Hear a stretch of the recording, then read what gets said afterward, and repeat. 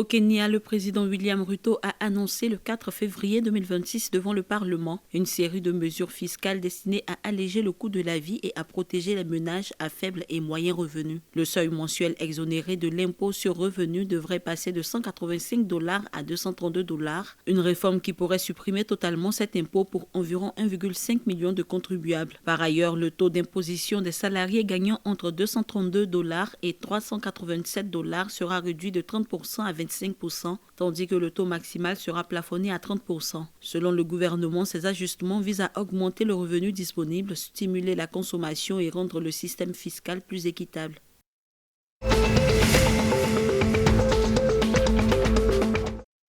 L'Éthiopie a accueilli du 4 au 6 février 2026 une conférence africaine de haut niveau dédiée au café fin visant à promouvoir des produits à forte valeur ajoutée et à dynamiser les exportations. Durant cette exposition, le ministre d'État à l'Agriculture, Meles Mekonnen, a mis en avant la position unique du pays qui abrite près de 90% de la diversité génétique du café africain, un atout pour renforcer qualité et compétitivité sur les marchés internationaux. Porté par des réformes ciblées et une diversification des débouchés, le secteur affiche une croissance notable avec des recettes passées de 1,43 milliard de dollars en 2024 à 2,65 milliards de dollars en 2025. Les autorités misent sur l'agrotransformation, l'augmentation de la productivité et les initiatives environnementales comme empreinte verte pour assurer la durabilité de la filière.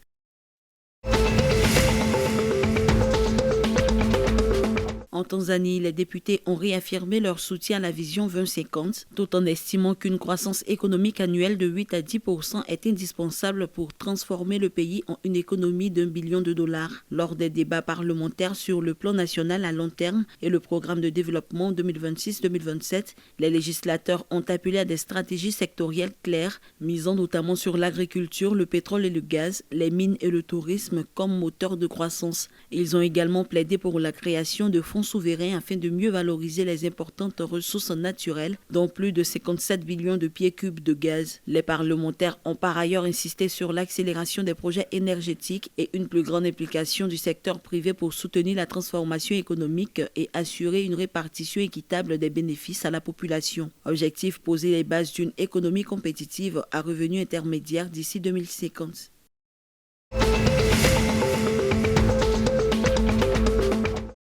Le président djiboutien Ismaël Omar Guelleh a présidé le 5 février la cérémonie célébrant les 250 premiers ingénieurs formés localement, un jalon présenté comme stratégique pour le développement du pays. Cette première promotion intervient dans un contexte de besoins croissants en compétences techniques pour soutenir les secteurs clés de l'économie et accompagner les ambitions de développement durable. Le chef de l'État a salué la capacité désormais acquise par Djibouti de former sur place des profils hautement qualifiés, mettant fin à la rareté des filières techniques et au déficit de ressources humaines. Les nouveaux diplômés sont appelés à renforcer l'industrialisation, stimuler des activités à forte valeur ajoutée et améliorer la compétitivité nationale, illustrant la politique gouvernementale axée sur le renforcement du capital humain.